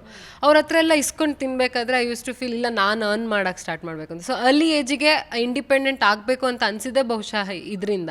ಸೊ ಇವಾಗ ಅನಿಸುತ್ತೆ ಆ ಪೇರೆಂಟಿಂಗ್ ವಾಸ್ ಗುಡ್. ಅಂದರೆ ಕೇಳ್ದಂಗೆ ದುಡ್ಡು ಕೊಟ್ಟಿದ್ರೆ ಈ ಜವಾಬ್ದಾರಿ ಆಗಿರ್ಬೋದು, ಅಥವಾ ನಾನು ಏನೋ ಮಾಡಬೇಕು ಅನ್ನೋದು ಬರ್ತಾನೆ ಇರಲಿಲ್ಲ ಬಹುಶಃ. ಬಿಡು ನಾನು ಹುಡುಗಿ ಎಲ್ಲ ಆರಾಮಾಗಿರೋಣ ಅನಿಸ್ತಿತ್ತೇನೋ. ನನಗೆ ಇನ್ನೊಂದು ಮನೇಲಿ ನನಗೆ ಜೆಂಡರ್ ಅನ್ನೋದು ತರಲೇ ಇಲ್ಲ. ಅಂದರೆ ನೀನು ಹುಡುಗಿ, ನೀನು ಮದುವೆಯಾಗಿ ಸೆಟ್ಲ್ ಆಗಬೇಕಷ್ಟೇ, ನೀನು ಪರ್ಸ್ನಲ್ ಸೆಟ್ಲ್ ಆಗೋದೇನು ಬೇಡ, ಆ ಥರ ನನಗೆ ಅಪ್ಬ್ರಿಂಗಿಂಗ್ ಇಲ್ಲವೇ ಇಲ್ಲ. ನಮ್ಮ ತಂದೆ ಆಗಿರ್ಬೋದು, ಅಮ್ಮ ಆಗಿರ್ಬೋದು, ಅಪ್ಬ್ರಿಂಗಿಂಗ್ ಹೆಂಗೆ ಅಂದರೆ ನೀನು ಹುಡುಗಿ ಆಗಲಿ ಹುಡುಗ ಆಗಲಿ ಸ್ವಂತ ದುಡ್ಡಲ್ಲಿ ದುಡಿಬೇಕು, ಎಜುಕೇಷನ್ ಸೂಪರಾಗಿ ಆಗಬೇಕು, ನಿನ್ನನ್ನು ನೀನು ನೋಡ್ಕೋಬೇಕು ಅಂತಲೇ ನನಗೆ ಚಿಕ್ಕ ವಯಸ್ಸಿಂದ ಬೆಳೆಸಿರೋದ್ರಿಂದ ವೆರಿ ಇಂಡಿಪೆಂಡೆಂಟ್ ಆಗೋಕ್ಕೆ these both are reason. Journey. ಈಗ ಕೃಷ್ಣಂ ಪ್ರಣಯ ಸಖಿಯಲ್ಲೂ ಕೂಡ ಒಂದು ಇಬ್ಬರು ಹೀರೋಯಿನ್ಗಳಲ್ಲಿ ನೀವು ಕೂಡ ಒಬ್ಬರು ಕಂಪ್ಲೀಟ್ ಫುಲ್ ಸಿನಿಮಾದಲ್ಲಿ ಇದ್ದೀರಾ ಅಂತ ಕೇಳ್ಪಟ್ಟೆ. ಸೊ ನಿಮ್ಮ ಪಾತ್ರ ಹೇಗಿರುತ್ತೆ? ಮೊನ್ನೆಯಿಂದ ಸ್ಟೇಜಲ್ಲೆಲ್ಲ ಗಮನಿಸ್ತಾ ಇದ್ರು, ತುಂಬ ಅದ್ಭುತವಾಗಿ ಕಾಣಿಸ್ತಾ ಇದ್ರಿ ನೀವು. ಕೆಲವೇ ಗಂಟೆಗಳು ಸಿನಿಮಾ ರಿಲೀಸ್ಗಿದ್ದಾವೆ. ಈ ಸಂದರ್ಭದಲ್ಲಿ ಏನು ಹೇಳೋದಕ್ಕೆ ಇಷ್ಟಪಡ್ತೀರಾ ಅಂತ ಹೇಳಿ? ಫೈನಲಿ ಸಿನಿಮಾ ಬರ್ತಾ ಇರೋದೇ ಒಂದು ಖುಷಿ. ಅದು ಈ ಥರ ಒಂದು ಬ್ಯೂಟಿಫುಲ್ ತಂಡ. ಸೊ ಇದರಲ್ಲಿ ನನ್ನ ಪಾತ್ರದ ಬಗ್ಗೆ ಹೇಳಬೇಕಂದ್ರೆ ಜಾಹ್ನವಿ ಅಂತ ಅಚ್ಚ ಕನ್ನಡದ ಹೆಸರು ಅದು, ಜಾಹ್ನವಿ. ಸೊ ಕೃಷ್ಣಂ ಪ್ರಣಯ ಸಖಿಲಿ ಗಣೇಶ್ ಸರು 45ಕ್ಕೂ ಹೆಚ್ಚು ಜನ ಸೀನಿಯರ್ ಆರ್ಟಿಸ್ಟ್ಗಳಿದ್ರು. ಅವ್ರ ಜೊತೆ ಎಲ್ಲ ವರ್ಕ್ ಮಾಡಿದ್ದು ಒಂಥರ ಅದು ಡ್ರೀಮ್ ಕಮ್ ಟ್ರೂ ಮೂಮೆಂಟ್. ಅಂದರೆ ಅವ್ರನ್ನೆಲ್ಲ ಈಗ ರಂಗಾಯಣ ರಘು ಸರ್ ಆಗಿರ್ಬೋದು, is one of my favourite actor. ಅವ್ರ ಜೊತೆ ಮೊನ್ನೆ ಡ್ಯಾನ್ಸ್ ಮಾಡಿದೆ ಸ್ಟೇಜ್ ಮೇಲೆ. ಅದೆಲ್ಲ ಒಂಥರ ಮ್ಯಾನಿಫೆಸ್ಟೇಷನ್ ಕಮ್ ಟ್ರೂ ಆಗ್ತಿದೆ. ಬಹುಶಃ ಆ ಹಾರ್ಡ್ ವರ್ಕು ಮತ್ತು ಆ ಒಂದು ಆಸೆ ಇಟ್ಕೊಂಡಿರ್ತೀವಲ್ಲ, ಹಿಂಗೆ ಆಗಬೇಕು, ಹಂಗೆ ಆ ಒಂದು ಡ್ರೀಮ್ಸ್ ಏನು ನಾನು ರಾತ್ರಿ ಎಲ್ಲ ಕಾಣ್ತಾ ಇದ್ದೆ, ಅದೆಲ್ಲ ಒಂದೊಂದಾಗೇ ಆಚೆ ಆಗ್ತಾಯಿದೆ. ಈ ಸೈಮಾ ಅವಾರ್ಡ್ ತೊಗೊಳ್ಳೋದು ಅಷ್ಟೇ. ಚಿಕ್ಕ ವಯಸ್ಸಿನಲ್ಲ ಈ ಆ್ಯಕ್ಟಿಂಗ್ ಮಾಡ್ಬೇಕಂತ ಆಸೆ ಇದ್ದಾಗಿಂದನೂ ಸಿಕ್ಕಿದ ಬಾಟ್ಲು, ಫೋನ್ ಎಲ್ಲನೂ ಇಟ್ಕೊಂಬಿಟ್ಟು ಮಿರರ್ ಮುಂದೆ ಥ್ಯಾಂಕ್ ಯು ಸೋ ಮಚ್, ನಂಗೆ ಇವತ್ತು ಈ ಅವಾರ್ಡ್ ಬಂದಿದೆ ಅಂತೆಲ್ಲ ಪ್ರಾಕ್ಟೀಸ್ ಮಾಡ್ತಾ ಇರ್ತಿದ್ದೆ. ಅವಾರ್ಡ್ ಬಂದೇ ಬಿಡ್ತು ಲೈಕ್ ಮೊದಲನೇ ಸಿನಿಮಾಗೆ. ಈಗ ಅದಾದಮೇಲೆ ಓಕೆ ಹೆಂಗಿರುತ್ತೆ ನಾನು ಗಣೇಶರ ಜೊತೆ ಒಂದು ಸಾಂಗಲ್ಲಿದ್ದರೆ ಹೇಗಿರುತ್ತೆ ಅಂತೆಲ್ಲ ಯೋಚನೆ ಮಾಡ್ತಿದ್ದೆ. ಅದಾಯಿತು. ಸೊ ನನಗೆ ಆ ಒಂದು ಯೂನಿವರ್ಸ್ ಪ್ರಾಬ್ಲಿ ನಾ ಹಾರ್ಡ್ ವರ್ಕ್ ರೆಕಗ್ನೈಸ್ ಮಾಡಿ it is giving me back ಅಂತ ಐ ಬಿಲೀವ್. ಸೊ ಆ ಪಾಸಿಟಿವಿಟಿ ನಾವು ಎಷ್ಟು ಜನಕ್ಕೆ ಕೊಡ್ತೀವೋ ಅಷ್ಟು ನಮಗೆ ವಾಪಸ್ ಸಿಗುತ್ತೆ ಅಂತ ನಾನು ಬಿಲೀವ್ ಮಾಡ್ತಿದ್ದೆ. ಇವಾಗ ಡೆಫಿನೆಟ್ಲಿ ಅದು ನಂಬಿಕೆಗೆ ಕನ್ವರ್ಟ್ ಆಗಿದೆ. ಸೂಪರ್ ಚೆನ್ನಾಗಿದೆ ನೀವು ಹೇಳಿದ್ದು, ಬಾಟ್ಲ್ ಹಿಡ್ಕೊಂಡು ಆ್ಯಕ್ಚುಲಿ ಸೂಪರ್ ಆಗಿದೆ. ನನಗೆ ಗೊತ್ತಿಲ್ಲ ಇದು ನಿಜನ ಅಂದರೆ ಮುಂದೆ ಒಳ್ಳೊಳ್ಳೆ ಪ್ರಾಜೆಕ್ಟ್ಗಳು ಕೂಡ ನಿಮ್ಮನ್ನು ಹುಡ್ಕೊಂಡು ಬಂದಿದ್ದಾವೆ. ದೊಡ್ಡ ಸ್ಟಾರ್ ನಟನ ಮಗನ ಜೊತೆ ಕೂಡ ನೀವು ಸ್ಕ್ರೀನ್ ಹಂಚ್ಕೊಳ್ತಿದ್ದೀರ ಅನ್ನೋದಕ್ಕೆ ಸಂಬಂಧಪಟ್ಟಂಥ ಮಾಹಿತಿ ಇರುವಂಥದ್ದು. ಸೊ ಏನಾದರೂ ಹೇಳಬಹುದಾ, ರಿವೀಲ್ ಮಾಡಬಹುದಾ, ಚಿತ್ರತಂಡ ಏನಾದ್ರು ಒಪ್ಪಿಗೆ ಕೊಟ್ಟಿದೆಯಾ ಇದು ನಿಜಾನಾ ಅಂತ ಹೇಳಿ? ಖಂಡಿತ ನ್ಯೂಸ್ ಅಂತೂ ನಿಜ. ಬಟ್ ಇವಾಗ ಅದೇ ಹೆಸರು ಹೇಳೋದು ಬೇಡ ಅನ್ಕೋತೀನಿ. ಯಾಕಂದರೆ ಅದಕ್ಕೆ ಆದಂಥ ಅವರೊಂದು ಸ್ಟೇಜ್ ಕ್ರಿಯೇಟ್ ಮಾಡಲಿ, ಒಂದು ಮುಹೂರ್ತ ಮಾಡಲಿ, ಅವಾಗ ಇನ್ನಷ್ಟು ಚೆನ್ನಾಗಿರುತ್ತೆ. ಯಾಕಂದರೆ ಅವ್ರದ್ದೇನೋ ಒಂದು ಪ್ಲ್ಯಾನ್ಸ್ ಇರ್ಬೋದು ಹೆಂಗೆ ರಿವೀಲ್ ಮಾಡಬೇಕು ಅನ್ನೋದು. ಸೊ ಅದು ಹಾಗೆ ರಿವೀಲ್ ಆದರೆ ಚೆನ್ನಾಗಿರುತ್ತೆ, ನನಗೆ ಹೇಳೋಕ್ಕೆ ಚೆನ್ನಾಗಿರಲ್ಲ. But definitely very good ಲೈನಪ್ಸ್. ತುಂಬ ಖುಷಿಯಾಗಿದೆ ಇವಾಗ. ಅಂದರೆ ಗುಡ್ ಟೈಮ್ಸ್ ಅಂತಾರಲ್ಲ, ಅದು ಸ್ಟಾರ್ಟ್ ಆಗಿದೆ ಅಂತ ಬಿಲೀವ್ ಮಾಡ್ತೀನಿ. ಆ್ಯಂಡ್ ನೆಕ್ಸ್ಟು ಒಪ್ಕೊಂಡಿರೋದು ಅಷ್ಟೂ ಒಂದು ಸೋಲೋ ಹೀರೋಯಿನ್ ಆಗಿ, ಫುಲ್ ಫ್ಲೆಜ್ಡ್ ಹೀರೋಯಿನ್ ಆಗಿ ಬರ್ತಾಯಿದ್ದೀನಿ with good team. So looking forward. ನಿಮ್ಮೆಲ್ಲರೂ ಸಪೋರ್ಟು, ನಿಮ್ಮ ಸಪೋರ್ಟು ಎಲ್ಲ ಬೇಕು. ಯಾಕಂದರೆ ನೀವು ಪ್ರಾಬ್ಲಿ ನನ್ನನ್ನು ಡೇ ಒನ್ನಿಂದ ನೋಡಿದ್ದೀರ ಅನ್ಕೋತೀನಿ. ಸೊ ಅವಾಗ ಯಾವ ಥರ ಹಾಗೆ ಇದೀನಿ ತಾನೇ. ಅವಾಗ ಹೊರಗಡೆ ಮೀಟ್ ಮಾಡಿದ್ವಿ, ಇವಾಗ ಮನೆಗೆ ಬಂದು ಮನೇಲಿ ಊಟ ಮಾಡಿ ಇಲ್ಲಿ ನಮ್ಮ ಮನೆ ಅಂತಾನೆ ಫೀಲ್ ಆಗ್ತಾ ಇದೆ. ಸೊ ಏನು ಚೇಂಜಸ್ ಆಗಿಲ್ಲ, ಹಿಂಗೆ ಇದ್ಬಿಡಿ ಪ್ಲೀಸ್. ಡೆಫಿನೆಟ್ಲಿ. ಅಂದರೆ ಚೇಂಜಸ್ ಆಗೋವಂಥದ್ದು ಏನು ಬೆಳೆದು ಇಲ್ಲ ಇವಾಗ, ಈಗಿನೂ ಸ್ಟಾರ್ಟಿಂಗ್ ಸ್ಟೆಪ್ಪು. ಬಟ್ ಸ್ವಲ್ಪ ದೊಡ್ಡೋಳಾಗಿದ್ದೀನಿ ಅಷ್ಟೇ, ಮೆಚರ್ಡ್ ಆಗಿರ್ಬೋದು ನೋಡೋಕ್ಕೆ, ಮಾತಾಡೋದೆಲ್ಲ. ಬಟ್ ಮನೆಗೆ ಬಂದಿದ್ದು ನಿಜವಾಗ್ಲೂ ಖುಷಿ ಆಯಿತು. ಎಸ್, ನಿಮ್ಮ ಮೇಲೆ ಒಂದು ಕಂಪ್ಲೇಂಟ್ ಅಂತೂ ತುಂಬ ಇದೆಯಪ್ಪ. ಏನಪ್ಪ ಅಂತ ಹೇಳಿದರೆ, ಪಡ್ಡೆ ಹುಡುಗರೆಲ್ಲ ನಿದ್ದೆನೇ ಬಿಟ್ಬಿಟ್ಟಿದ್ದಾರಂತೆ. ನಿಮ್ಮ ವರ್ಕೌಟ್ ನೋಡಿ, ನಿಮ್ಮ ಲುಕ್ ನೋಡಿ, ನಿಮ್ಮ ಅಂದ ಚಂದ ನೋಡಿ, ನಿಮ್ಮನ್ನು ಪ್ರೀತಿ ಮಾಡುವಂತಹ ಪಡ್ಡೆ ಹುಡುಗರಿಗೆ ಏನು ಹೇಳ್ತೀರಾ? ನಿದ್ದೆ ಮಾಡ್ರಪ್ಪ ಅಂತ ಹೇಳಿದ್ರೆ ಹೆಂಗೆ ಹೇಳ್ತೀರಾ ಅಂತ ಹೇಳಿ. ಅಯ್ಯೋ, first of all thank you. ಅದು ನಮಗೆ ಗೊತ್ತಾಗಲ್ಲ ಆಯಿತಾ, ಈಗ ಹೇಳ್ದಾಗಲೇ ಗೊತ್ತಾಗುತ್ತೆ. ಸೋಷಿಯಲ್ ಮೀಡಿಯಲ್ಲಿ ಟ್ಯಾಗ್ಸ್ ಎಲ್ಲ ಬರ್ತಿರುತ್ತೆ, ಹೌದು. ಬಟ್ ಇಂಟರ್ವ್ಯೂಸಿಗೆಲ್ಲ ನಡೀತಿಲ್ಲ, ಎಲ್ಲರೂ ಇದೇ ಕಾನ್ಸ್ಟೆಂಟಾಗಿ ಹೇಳ್ತಾಯಿದ್ರು. ಮತ್ತು ನಾನು ಫೀಲ್ಡಿಗೆ ಓಕೆ ನಿಜ ಅನಿಸುತ್ತೆ ಅಂತ. ಸೊ ಥ್ಯಾಂಕ್ಸ್ ಅಂತ ಹೇಳ್ತೀನಿ. ಅಂದರೆ ಮನೆ ಹತ್ರನೂ ತುಂಬ ಜನ ಬರೋಕ್ಕೆ ಸ್ಟಾರ್ಟ್ ಮಾಡಿದ್ದಾರೆ. ನಂಗೆ ಅದೊಂಥರ ಇದೆಲ್ಲ ಹೊಸ ಎಕ್ಸ್ಪೀರಿಯನ್ಸು. ಅಂದರೆ ಅವಾಗ ಟೆಲಿವಿಷನ್ ಮಾಡ್ಬೇಕಾದ್ರೆ ಹ್ಯೂಜ್ ಫೇಮ್ ಇತ್ತು, ಫ್ಯಾಮಿಲಿ ಫೇಮು. ಬಟ್ ಈ ಥರ ಹುಡುಗರು ಇನ್ನು ಕ್ರಶ್ಶು ಅದು ಇದಂತೆಲ್ಲ ಮಾತಾಡ್ತಾರಲ್ಲ, ಅದೆಲ್ಲ ಸೀರಿಯಲ್ ಇದ್ದಾಗ ಅಷ್ಟಿರಲಿಲ್ಲ. ಅಂದರೆ ಫ್ಯಾಮಿಲಿ, ಅಜ್ಜಿ ತಾತ ಆ ಥರ ಒಂದಿದು ಫೇಮು. ಬಟ್ ಈಗ ಹುಡುಗರು ಎಲ್ಲ ಒಂಥರ ಹೊಸ ಎಕ್ಸ್ಪೀರಿಯನ್ಸ್ ಇದು. ಎಲ್ಲೋದ್ರೂ ಬರ್ತಾರೆ. ಆಮೇಲೆ ನಾನೊಂದು ಸ್ಟೋರಿ ಹಾಕಿದ್ರೆ ಇಲ್ಲಿ ಇವೆಂಟ್ ಇದೆ ಅಂತ, ಅಲ್ಲೊಂದು 20-25 ಜನ ಬಂದುಬಿಟ್ಟಿರ್ತಾರೆ. ನನಗೆ ಓಕೆ, ನನಗೆ ಶಾಕ್ ಆಗ್ತದೆ. ನಮ್ಮ ಮನೇಲೆಲ್ಲ ಯಾವಾಗಲೂ ಒಂದು ವಾರಕ್ಕೊಂದ್ಸತಿ ಆದರೆ ಒಂದು 20 ಜನ 30 ಜನ ಇಲ್ಲಿ ಕೇಳ್ಕೊಂಡು, ಅವತ್ತೇದೋ ಇಲ್ಲದೋ ರೋಡಲ್ಲಿ ಹೇಳ್ತಾಯಿದ್ರು ಶರಣ್ಯ ಶೆಟ್ಟಿ ಅವ್ರ ಮನೆಯಲ್ಲಿ ಅಂತ ಕೇಳ್ಕೊಂಡು ಓಡಾಡ್ತಾ ಇದ್ರಂತೆ. ಸೊ ಹೀಗೆಲ್ಲ ಕನ್ವರ್ಟ್ ಆಗ್ತಾ ಇದೆ ಸೋಷಿಯಲ್ ಮೀಡ್ಯಾದಲ್ಲೂ ಅಷ್ಟೇ. ಆ್ಯಂಡ್ ಯಾರು ಪೋಸ್ಟ್ ಹಾಕಿದ್ರು ಎಲ್ಲ ಹೇಳ್ತಾರೆ, ನಿಮ್ಮ ಪೋಸ್ಟ್ ಹಾಕಿದ್ರೆ ಅದು ರೀಚ್ ಸಕ್ಕದಾಗಿ ಆಗ್ತಾ ಇದೆ ಅಂತ. ಸೊ ಅದು ಏನೋ ಗೊತ್ತಿಲ್ಲ, it is working out. So ಅದು ಮೀಡಿಯಾ ಥ್ರೂನೋ ಜನಗೆ ನನಗೆ I don't know what to tell. ಇದೆಲ್ಲ ನಂಗೆ ಒಂಥರ ಹೊಸ ಎಕ್ಸ್ಪೀರಿಯೆನ್ಸು. ಈ ಫೇಸನ್ನು ಎಂಜಾಯ್ ಮಾಡ್ತಾ ಇದ್ದೀನಿ ನಾನು. ಎಷ್ಟು ದಿವಸ ಇರುತ್ತೋ I am very happy and enjoying. So ಇನ್ನೂ ಏನಾಗಿದೆ ಅಂದರೆ, ಇಷ್ಟು ದಿವಸ ಒಂಥರ ಲೈಟಾಗ ಏನು ಸಿಗುತ್ತೋ ಮಾಡೋಣ ಅಂತ. ಬಟ್ ನೆಕ್ಸ್ಟು ಅಟ್ಲೀಸ್ಟ್ ಈಗ when they are looking up to ಇನ್ನೂ ಚೆನ್ನಾಗಿ ಮಾಡಬೇಕು ಅನ್ನೋದೊಂದು ತಲೆಯಲ್ಲಿದೆ ಅಷ್ಟೇ. ಈಗ ನಿಮಗೆ ಕಾಲ್ಗಳು ಬರುವಾಗ ಈ ಥರ ಪ್ರಾಜೆಕ್ಟ್ ಇದೆ, ಹೀರೋ ಇವರು, ಈ ಥರ ಎಲ್ಲ ಕಾಲ್ಗಳು ಬಂದಂಥ ಸಂದರ್ಭದಲ್ಲಿ ಹೇಗೆ ಅನಿಸುತ್ತೆ? ಆ ಫೀಲ್ ಬಗ್ಗೆ ಶೇರ್ ಮಾಡ್ಕೋಬಹುದಾ ಅಂತ? ಕಾಲ್ಗಳು ಬಂದಂಥ ಸಂದರ್ಭದಲ್ಲಿ ಪ್ರಾಜೆಕ್ಟ್ಗಳ ಬಗ್ಗೆ ಅದೇ ಬ್ಯೂಟಿಫುಲ್ ಫೀಲ್ ಅದು. ಇನ್ಫ್ಯಾಕ್ಟ್ ನನಗೆ ನೋ ಅಂತ ಹೇಳೋದಕ್ಕೆ ಬೇಜಾರು. ಯಾಕಂದರೆ ಒಂದು ಟೈಮಲ್ಲಿ ಪ್ರಾಜೆಕ್ಟ್ ಕಾಲ್ಸ್ ಬರಲಿ ಅಂತ ಆ ಡಿಪ್ರೆಷನ್ ಸ್ಟೇಟು ಅದೆಲ್ಲ ಜ್ಞಾಪಕ ಇರುತ್ತೆ. ಅದು ಎಲ್ಲರಿಗೂ ಆಗಿರುತ್ತೆ ಬಹುಶಃ. ಮೋಸ್ಟ್ಲಿ ಆ ಮೂಮೆಂಟಲ್ಲಿ ಕ್ವಿಟ್ ಮಾಡ್ತಾರಲ್ಲ, ಆವಾಗ ಕ್ವಿಟ್ಟು ಇಲ್ಲ ಪರವಾಗಿಲ್ಲ ಅಂತ ಮೇಲೆ ಹತ್ತು ಬಂದರೆ ಮತ್ತೆ ವಾಪಸ್ ಈ ಥರ ಡೇಸ್ ಬರುತ್ತೆ ಅಂತ ಹೇಳೋಕ್ಕೆ ಇಷ್ಟಪಡ್ತೀನಿ. ಯಾಕಂದರೆ ನನಗೂ ಏನು ಡೇ ಒನ್ನೇ ಕಾಲ್ಸ್ ಬರ್ತಿತ್ತು, ಚೆನ್ನಾಗಾಗ್ತಿತ್ತು, ಖುಷಿ. I have seen that lowest phase also. ಅದು ನನಗೆ ಮಾತ್ರ ಗೊತ್ತು. ಆ ಡಿಪ್ರೆಸಿವ್ ಫೇಸು, ಕೆಲಸ ಇಲ್ಲ ಅನ್ನೋ ಫೇಸು, ಅದೆಲ್ಲ ನೋಡಿದ್ದೀನಿ ನಾನು. ಸೊ ಅದೆಲ್ಲ ನಡೀತಾ ಇರಬೇಕಾದ್ರೆ ಅವಾಗ ಕಾಲ್ಸ್ ಬರಲಿ ಅಂತ ಎಷ್ಟು ಕ್ರೇವ್ ಆಗ್ತಿತ್ತು. ಈಗ ಎಷ್ಟು ಕಾಲ್ಸ್ ಬರುತ್ತೆ ಅಂದರೆ, ನನಗೆ ಸರ್ ಡೇಟ್ ಇಲ್ಲ ಅನಿಸುತ್ತೆ ಅಂತ ಹೇಳೋಷ್ಟು ಇವಾಗ ಕಾಲ್ಸ್ ಬರ್ತಾ ಇದೆ. ಬಟ್ ನನಗೆ ಆ ನೋ ಅಂತ ಹೇಳೋಕ್ಕೆ ಆಗ್ತಾಯಿಲ್ಲ. ಹೆಂಗೆ ಅನ್ನೋದು no, I don't know how to say no. ಇವಾಗ ಮೋಸ್ಟ್ಲಿ ಅದನ್ನು ಕಲ್ಕೋತಾ ಇದ್ದೀನಿ. ಅಂದರೆ ಈಗ ಒಂದೊಂದು ಬೆಸ್ಟ್ ಸಬ್ಜೆಕ್ಟ್ನ ತೊಗೋಬೇಕು, ಇನ್ನು ಸ್ವಲ್ಪ ಜನಕ್ಕೆ ನೋ ಅಂತ ಹೇಳಬೇಕು. ಬಟ್ ನಿಜವಾಗ್ಲೂ ಈಗ ಕಲಿತಾ ಇದ್ದೀನಿ ನಾನು. ನನಗೊಂಥರ ಸಂಕೋಚ ನೋ ಅಂತ ಹೇಳೋಕ್ಕೆ, ಹೆಂಗೆ ಅನ್ನೋದು ಹಂಗೆ. ಬಿಕಾಸ್ ಆ ವ್ಯಾಲ್ಯೂ ಗೊತ್ತಲ್ಲ ನನಗೆ, ಅದೊಂದು ಫೋನ್ ಕಾಲ್ ವ್ಯಾಲ್ಯೂ ನಂಗೆ ನಿಜವಾಗ್ಲೂ ತುಂಬ ಗೊತ್ತು. ಸೊ ಅದನ್ನು ನೋ ಅಂತ ಹೇಳೋದಕ್ಕೆ ಇವಾಗ ಕಲಿತಾ ಇದ್ದೀನಿ. ಬೆಸ್ಟ್ ಒನ್ ಮಾಡೋಣ ಅಂತ. ನಿಮಗೆ ಇಂಡಸ್ಟ್ರಿ ಅಂತ ಬಂದಾಗ ಯಾರ ಜೊತೆ ನಾನು ತೆರೆ ಹಂಚ್ಕೋಬೇಕು, ಈ ನಟನ ಜೊತೆ ನಾನು ಹೀರೋಯಿನ್ ಆಗಿ ವರ್ಕ್ ಮಾಡಲೇಬೇಕು ಅಂತ ಇದ್ದರೆ ಯಾರು? ಆ್ಯಂಡ್ ಸ್ಯಾಂಡಲ್ವುಡ್ನಲ್ಲಿ ಕ್ರಶ್ ಯಾರು ಅಂತ ಹೇಳಿ? ಇವ್ರ ಜೊತೆ ವರ್ಕ್ ಮಾಡಲೇಬೇಕು ಅಂತ ಅನಿಸಿದ್ದು ನಂಗೆ ಅನಂತ್ ನಾಗ್ ಸರು. ನನಗೆ ಅವ್ರ ಜೊತೆ ವರ್ಕ್ ಮಾಡಲೇಬೇಕು. ನನಗೆ ಹೆಂಗೆ ಅಂದರೆ, ನಮ್ಮ ಮನೇಲಿ ಬಿಗ್ ಬಾಸ್ ಸಿಸ್ಟಮ್ಮು. ಬೆಳಗ್ಗೆ ಹೇಳ್ಬೇಕಾದ್ರೆ ಅಥವಾ ನೈಟ್ ಎನಿ ಟೈಮ್ ನಮ್ಮ ಮನೇಲಿ ಸಾಂಗ್ಸ್ ಓಡ್ತಾ ಇರೋದು, FM ನಮ್ಮಮ್ಮ ಪ್ಲೇ ಮಾಡೋರು. ಸೊ ನನಗೆ 90s, ನಾನು ಹುಟ್ಟೋಕ್ಕಿಂತ ಹಿಂದಿಂದು ಮೂವೀಸ್ದು ಎಲ್ಲ ಸಾಂಗ್ಸು ಫೇವ್ರೇಟು. ನನ್ನ ಫೇವ್ರೇಟ್ ಸಾಂಗ್ ಇದೆ, ಎಲ್ಲ ಹಳೆ ಸಾಂಗ್ಸೇ ನನಗೆ. ಸೊ ಆ ಥರ ನೋಡ್ಕೊಂಡು ಬೆಳೆದಿರೋದ್ರಿಂದ ಅದರಲ್ಲಿ ರಮೇಶ್ ಅರವಿಂದ್ ಸರು ಹಾಗೆ ಅನಂತ್ ನಾಗ್ ಸರು ಇವ್ರ ಜೊತೆ ಆ್ಯಕ್ಟ್ ಮಾಡಬೇಕು ಅಂತ ನಂಗೆ ತುಂಬ ಆಸೆ. ಆ್ಯಂಡ್ ಕ್ರಶ್ ಅಂತ ಅಂದರೆ ಅಂದರೆ ಹೀರೋ ಎಲ್ಲರ ಮೇಲೂ ರೆಸ್ಪೆಕ್ಟ್ ಇದೆ. ಬಟ್ ಆ ಒಂದು ಅಂತ ಫೀಲ್ ಅನ್ಸುತ್ತೆ ಸುದೀಪ್ ಸರ್. ನಂಗೆ ಅವ್ರು ನೋಡಿದಾಗ ಒಂದು ವಾವ್ ಅಂತ ಫೀಲ್ ಆಗುತ್ತೆ. ಬಿಗ್ ಬಾಸಿಂದ ಯಾವತ್ತಾದರೂ ನಿಮಗೆ ಕಾಲ್ ಬಂದಿದ್ದಿದೆಯಾ ಬನ್ನಿ ಅಂತ ಹೇಳಿ? ಏನು ರಿಜೆಕ್ಟ್ ಮಾಡಿದ್ದಿದೆಯಾ? ಕಾಲ್ ಬಂದಿದ್ದಿದೆಯಾ? ಬಿಗ್ ಬಾಸನ್ನೇ ಇಷ್ಟಪಟ್ಟಿದ್ದಿದೆಯಾ ಅಂತ ಹೇಳಿ? ಬಿಗ್ ಬಾಸನ್ನು ನಾನು ಆ್ಯಸ್ ಎನ್ ಆಡಿಯನ್ಸ್ ನಾನು ನೋಡ್ತೀನಿ. ನಂಗೆ ಅದೇನೋ ಒಂಥರ ಇಷ್ಟ, ಯಾಕಂದರೆ ಪರ್ಸ್ನಾಲಿಟಿ ಟೆಸ್ಟ್ ಅಲ್ವಾ. ಸೊ ಇವ್ರು ಹೆಂಗೆ ಅಂತ ಅಂದ್ಕೊಂಡು ನಾನು ಫ್ಯಾಮಿಲಿ ಜೊತೆ ಆ್ಯಸ್ ಎನ್ ಆಡಿಯನ್ಸ್ ನೋಡ್ತೀನಿ. ನಾನು ಬಿಗ್ ಬಾಸಿಗೆ ಆಡಿಷನ್ ಕೊಟ್ಟಿದ್ದೆ, ಅದು ಯಾರಿಗೂ ಗೊತ್ತಿಲ್ಲ, ಬಹುಶಃ ಒಂದು 3ನೇ ಸೀಸನೋ 4ನೇ ಸೀಸನೋ, ಬಹುಶಃ ಚಂದನ್ ಶೆಟ್ಟಿ ವಿನ್ ಆಗಿದ್ದ ಸೀಸನು. ಅದಕ್ಕೆ ಆಡಿಷನ್ ಕೊಟ್ಟಿದ್ದೆ. ಅದು ನನಗೆ ಫಸ್ಟ್ ರೌಂಡ್ ಸೆಲೆಕ್ಟ್ ಮಾಡಿದ್ರು. ಅವಾಗಿನ್ನೂ ನಾನು ಮಾಡ್ಲಿಂಗ್ ಮಾಡ್ತಾಯಿದ್ದೆ. ಮಾಡ್ಲಿಂಗ್ ಅವ್ರನ್ನ ಎಂಟ್ರಿ ಇತ್ತು ಅವಾಗ. ಸೊ ಅವಾಗ ಆಡಿಷನ್ ಕೊಟ್ಟೆ. ಫಸ್ಟ್ ರೌಂಡು ಸೆಲೆಕ್ಟ್ ಆಯಿತು. ಸೆಕೆಂಡ್ ರೌಂಡು ಅದೇನೋ ಗ್ರೂಪ್ ಡಿಸ್ಕಷನ್ ರೌಂಡ್ ಅಂತ ಕರೆದ್ರು, ಅದಕ್ಕೂ ಹೋದೆ, ಅಲ್ಲೂ ಸೆಲೆಕ್ಟ್ ಆಯಿತು. ಥರ್ಡ್ ರೌಂಡ್ 1-1 ಫೈನಲ್ ರೌಂಡ್ ಇತ್ತು. ಅವಾಗ I was there and Nivedita Gowda was there. But finally Nivedita went in. ನನಗೆ ಆಗಲಿಲ್ಲ ಆ ಸತಿ.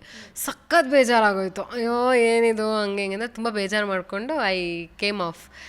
ಅದಾದಮೇಲೆ ನನಗೆ 10ನೇ ಸೀಸನ್ಗೆ ಅವರೇ ಕರೆದ್ರು. ಆ ಒಂದು ಟ್ರಾನ್ಸಿಷನ್ ಇದೆಯಲ್ಲ, ದಟ್ ಈಸ್ ಬೆಸ್ಟ್. ನಾನು ಅದು ಮಾಡಲೇಬೇಕು ಅಂತ ಎಲ್ಲ ಪ್ರೇ ಮಾಡ್ಕೊಂಡು ಹೋಗಿ ಅದು ಆಗದೆ ಇದ್ದಾಗ ಬೇಜಾರು ಪಟ್ಟಿದ್ದು. 10ನೇ ಸೀಸನ್ಗೆ ಅವ್ರು ಕರೆದ್ರು, ಬಟ್ ನಂಗೆ ಅವಾಗ ಈ ಶೂಟಿಂಗ್ ನಡೀತಿತ್ತು. I have to say no ಅವಾಗ. So exactly. ಸೊ ಅವರೇ ಕರೆದ್ರು, ಬಟ್ ಆ ಮೂಮೆಂಟಿಗೆ ನನಗೇನೋ ಶೂಟಿಂಗ್ ಇತ್ತು, ನನಗೆ ಹೋಗೋಕ್ಕಾಗಲಿಲ್ಲ. ಬಟ್ ನಂಗೆ ಆ ಶೋ ಮೇಲೆ ರೆಸ್ಪೆಕ್ಟ್ ಇದೆ, ಯಾಕಂದರೆ ನಾನು ಅಷ್ಟು ಟ್ರೈ ಮಾಡಿದ್ನಲ್ಲ, ನನಗೆ ಆ ಸ್ಟೇಜ್ಗೋಸ್ಕರನೂ ಆ ರೆಸ್ಪೆಕ್ಟ್ ಇದೆ. ಸೊ ಆ್ಯಸ್ ಎನ್ ಅಲ್ಲಿ ಹೋಗದೇ ಇರಲಿರೋದ್ರಿಂದ ಆ್ಯಸ್ ಎನ್ ಆಡಿಯನ್ಸ್ ಸೀಸನ್ 1ಇಂದ ಇಲ್ಲಿ ತನಕನೂ ಎವ್ರಿ ಸೀಸನ್ನು ನಾನು ನೋಡ್ತಾ ಇದ್ದೆ.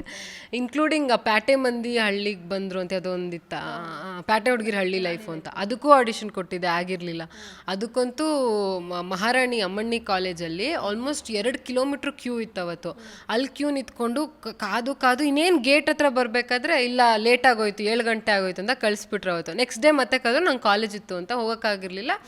ಆವಾಗ ಅಲ್ಲಿ ಹಳೆ ಕಂಟೆಸ್ಟೆಂಟ್ಸ್ ಎಲ್ಲ, ಕೋಳಿ ರಮ್ಯ ಅವರು ಇವರೆಲ್ಲ ಅಲ್ಲೆಲ್ಲ ಇದ್ದರು. ನಾವೆಲ್ಲ ಅವ್ರು ನೋಡೋದು, ಇವರೆಲ್ಲ ಹೆಂಗೆ ಸೆಲೆಕ್ಟ್ ಆಗ್ಬಿಟ್ಟಿದ್ದಾರೆ, ನಾನು ಸೀಸನ್ 2 ಹೋಗ್ಬೇಕಲ್ಲ ಹಾಗೆ ಹೀಗೆ ಅಂತ. ಅದಾಗಿ ಒಂದು 3 years ಅನಿಸುತ್ತೆ, ಅದೇ ಅಮ್ಮಣ್ಣಿ ಕಾಲೇಜಿಗೆ ಚೀಫ್ ಗೆಸ್ಟ್ ಆಗಿ ಕರೆದ್ರು ನನ್ನ, to give prize to the ಅವ್ರ ಗ್ರ್ಯಾಜುಯೇಷನ್ ಡೇಗೆ ಪ್ರೈಸ್ ಕೊಡೋಕ್ಕೆ. ಸೊ ಅದೇ ಹೇಳ್ತಿರೋದು, ಆಸೆ ಏನು ಒಂದು ಕೆಳಗಡೆ ಸ್ಟೇಜ್ ಮೇಲೆ ಇದ್ಕೊಂಡು ಹಿಂಗೆ ಮೇಲೆ ನೋಡಿಕೊಂಡು ಹಿಂಗೇನು ಆಗಿರುತ್ತೆ ಅದೆಲ್ಲ ಒಂದೊಂದಾಗೆ ಆಗ್ತಿದೆ. ಇನ್ನೊಂದು ಎಕ್ಸ್ಪೀರಿಯೆನ್ಸ್ ಹೇಳಬೇಕಾದ್ರೆ ಪ್ರೀಮಿಯರ್ ಶೋ ಅಲ್ಲಿ ಇನ್ನೊಂದು ಸ್ಟಾರ್ ನಟಿನೇ, ನಾನು ಅವಾಗ ಒಂದು 8th 9th ಇದ್ದೆ ಅನಿಸುತ್ತೆ. ನನಗೇನಂದರೆ ಫೋಟೋ ತಕ್ಕೋಬೇಕು ಇವ್ರ ಜೊತೆ ಅಂತ ಹೋಗಿ ಒಂದು ಫೋಟೋ ಕೇಳಿದೆ, ಕೊಟ್ಟರು ಅವರು. ಫಸ್ಟ್ ಟೈಮ್ ಹಿಂಗೇನೋ ಅಂದ್ಬಿಟ್ಟು ಕೊಟ್ಟರು. ಆ ಫೋಟೋ ಒಂಥರ ಬ್ಲರ್ರಾಗಿ ಬಂದುಬಿಟ್ಟಿತ್ತು. ನಾನು ಅಯ್ಯೋ ಫೋಟೋ ತಗೊಂಬಂದು ಬ್ಲರ್ ಆಗ್ಬಿಡಿದೆ. ಮತ್ತೆ ಹೋಗ್ಬಿಟ್ಟು ಮ್ಯಾಮ್ ಒಂದು ಫೋಟೋ ಅಂತಂದರೆ ಬರೋಲ್ಲ ತಳ್ಳಾಕ್ಬಿಟ್ಟೆ, ನೋ ಅಂತ ತಳ್ಳಿ. ಆವಾಗ ಮತ್ತೆ ಹಿಂಗೆ ನಿಂತ್ಕೊಳ್ಳೋ, ನಾವು ಯಾವಾಗ ಹಿಂಗೆಲ್ಲ ಆಗೋದು, ಎಷ್ಟು ಸಿಗ್ತಿದೆಯಲ್ಲ ಅವರಿಗೆ ರೆಸ್ಪೆಕ್ಟ್. ಅವ್ರು ಬಂದ ತಕ್ಷಣ ಎಲ್ಲ ನಿಂತ್ಕೊತಾ ಇದ್ದಾರೆ, ಎಲ್ಲರೂ ಮಾತಾಡಿಸ್ತಿದ್ದಾರೆ. ನಾವೆಲ್ಲ ಇಷ್ಟು ಕಷ್ಟಪಡ್ತಿದ್ದೀವಿ ಅವ್ರ ಜೊತೆ ಒಂದು ಫೋಟೋ ತೊಗೊಳಕ್ಕೆ. ಅವ್ರಾದರೂ ನಮ್ಗೆ ಅಂದರೆ ಬೈದ್ಬಿಟ್ಟು ಹೋಗಿದ್ರು ಇರುತ್ತೆ, ಎಷ್ಟು ಅಂತ ಅಂದ್ಬಿಟ್ಟು ಹೋದ್ರು. ಇವ್ರಿಗೆ ಒಂದು ಫೋಟೋ ಕೇಳಿದ್ದಕ್ಕೆ ಏನಾಗೋಯ್ತು ಕೊಡೋದಕ್ಕೆ ಅಂತ. ಬಟ್ ಇವಾಗ ನನ್ನ ಪ್ರೀಮಿಯರ್ ಶೋ ನಡೀತಾ ಇದೆ. So it's a life circle. ನನಗೆ ಅದೇನು ಯಾವ ಮೂಮೆಂಟಲ್ಲಿ ನನಗೆ ಬೇಜಾರಾಗಿ ಅಯ್ಯೋ ಅಂತ ಅನ್ಸ್ಕೊಂಡಿರುತ್ತೆ, ಅದ್ರ ರಿಪೀಟ್ ಆಗ್ತಾ ಇದೆ. ಸೊ ಅದು ಖುಷಿ ಇದೆ. ಸೊ ಇವಾಗ ಬಹುಶಃ ನನಗೆ ಎಷ್ಟೇ ಲೇಟಾಗಿದ್ರೂ ನೀವು ಯಾವುದೇ ವೀಡಿಯೋಸ್ ನೋಡ್ಬೋದು, ಯಾರನ್ನ ಒಬ್ಬರು 100 ಜನ ಬರೆದಿದ್ರು, ಒಬ್ಬರು ಬಂದ್ಬಿಟ್ಟು ಫೋಟೋ ಬೇಕು ಅಂತ ಬಂದ್ರೂ I will stand there and give them photo. ಆಮೇಲೆ ನಾನು ಮುಂದೋಗೋದು ಬಹುಶಃ, ಯಾಕಂದರೆ ನಾನು ಆ ಪೊಸಿಷನಲ್ಲಿದ್ದೆ, ಎಷ್ಟು ಹರ್ಟ್ ಆಗಿತ್ತು ಅಂತ ಗೊತ್ತಿತ್ತು. ಸೊ ಹಾಗಾಗಿ ಇದೆಲ್ಲ ಅಮ್ಮನ ಹತ್ರ ಶೇರ್ ಮಾಡಿದ್ದಿದೆಯಾ, ಈ ಥರದ ಅನುಭವಗಳನ್ನು, ಈ ಥರದ ನೋವುಗಳನ್ನು?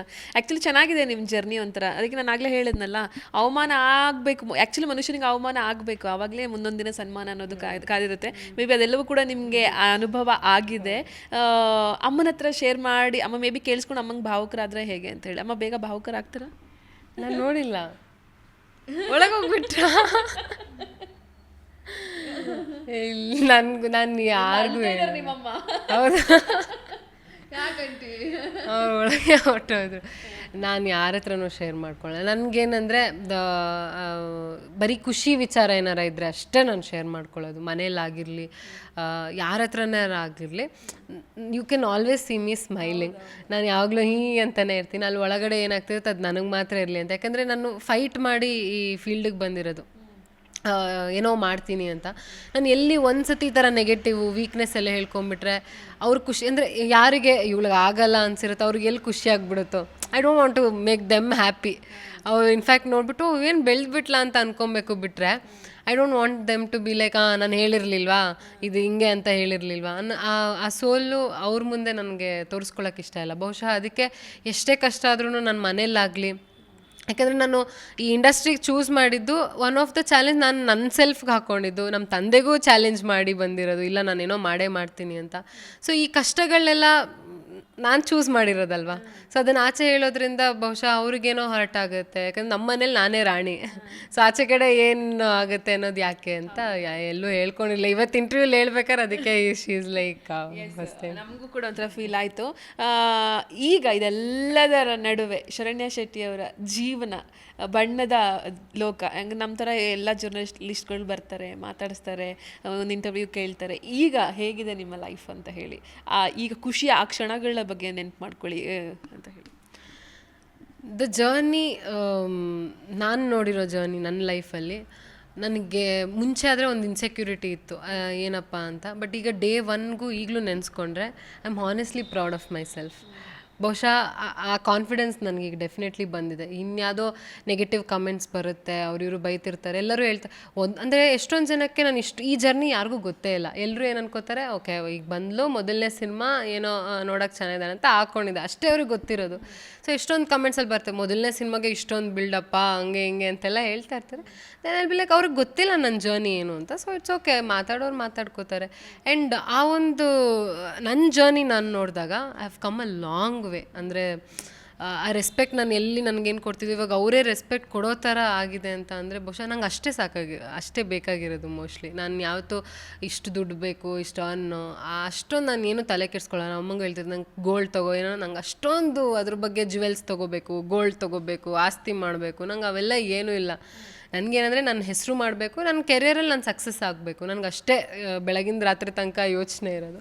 ಸೊ ಅದು ಒಂದೊಂದೇ ಸ್ಟೆಪ್ ಆಗ್ತಿದೆ ಅಂದಾಗ I am really very happy and proud of my journey. Seriously. Dream project ಅಂತ ಯಾವುದಿದೆ ನಿಮಗೆ? ಈ ಥರದೊಂದು ಕಥೆಯಲ್ಲಿ ಮಾಡಬೇಕು, ಈ ಥರದೊಂದು ಸಿನಿಮಾ ಮಾಡಲೇಬೇಕು ನಾನು, ಅಥವಾ ಪರಭಾಷೆಗಳಿಗೆ ಹೋಗುವಂಥ ಒಂದು ಆಸೆ, ಈ ಥರದ್ದು ಏನಾದ್ರು ಇದೆಯಾ? ಇದ್ರ ಬಗ್ಗೆ ಎಕ್ಸ್ಪ್ಲೇನ್ ಮಾಡೋದಾದರೆ. ಡ್ರೀಮ್ ರೋಲ್ ಖಂಡಿತ ಸುಮಾರಿದೆ. ಅದರಲ್ಲಿ ನನಗೆ ಒಂದು ಹಳ್ಳಿ ಹುಡುಗಿ ಪಾತ್ರ ಮಾಡಬೇಕು ಅಂತ ಸಖತ್ ಇಷ್ಟ. ಇದುವರೆಗೂ ಮಾಡಿಲ್ಲ. ಅದುವರೆಗೂ ಏನಂದರೆ ಗ್ಲಾಮರಸ್ ಆಗಿ ಕಾಣಿಸ್ಕೊಂಡಿದ್ದೀನಿ.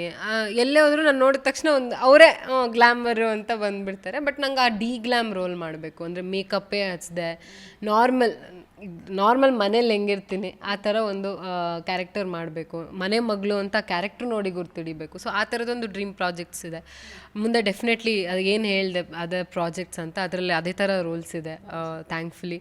ಸೊ ಆ ಒಂದು ಸ್ಟೀರಿಯೋ ಟೈಪ್ ಆಗ್ತಾ ಇಲ್ಲ ಒಂದೇ ಕ್ಯಾರೆಕ್ಟರ್ ಅಂತ, ಆ ವರ್ಸಟೈಲ್ ಆ್ಯಕ್ಟರ್ ಅಂತ ಅನ್ನಿಸ್ಕೋಬೇಕು ಅನ್ನೋ ಆಸೆ ಇದೆ. So that is other dream projects. ಇನ್ನೊಂದು ಏನು ಕೇಳಿದ್ರೆ ಪರಭಾಷೆ ಅಲ್ಲ ಬರ್ತಾ ಇದೆ. ಬಟ್ ಏನಂದರೆ ನನಗೆ ಅಟ್ಲೀಸ್ಟು ಆ ಲಾಂಚ್ ಅಂತ ಏನು ಹೇಳ್ತೀವಿ, ಒಳ್ಳೆ ಪ್ರಾಜೆಕ್ಟ್ಸ್ ಮಾಡೋಣ. ನಾನು ಅವಾಗಲೇ ಹೇಳಿದೆ, ಮುಂಚೆ ಆದರೆ ಓಕೆ ಸಿಕ್ಕಿದ್ದು ಮಾಡೋಣ, ಫಸ್ಟ್ ಆಪರ್ಚುನಿಟಿ ಇಂಪಾರ್ಟೆಂಟ್ ಅಂತ ಅನ್ನಿಸ್ತಾ ಇತ್ತು. ಈಗ ಸದ್ಯಕ್ಕೆ ಈಗ ಜನ ಎಕ್ಸ್ಪೆಕ್ಟ್ ಮಾಡ್ತಿರೋದ್ರಿಂದ ಚೆನ್ನಾಗಿರೋದು ಮಾಡೋಣ ಅಂತ ಆ ಒಂದು ಫೇಸ್ ಆಫ್ ಮೈಂಡಿಗೆ ಬಂದಿದೆ.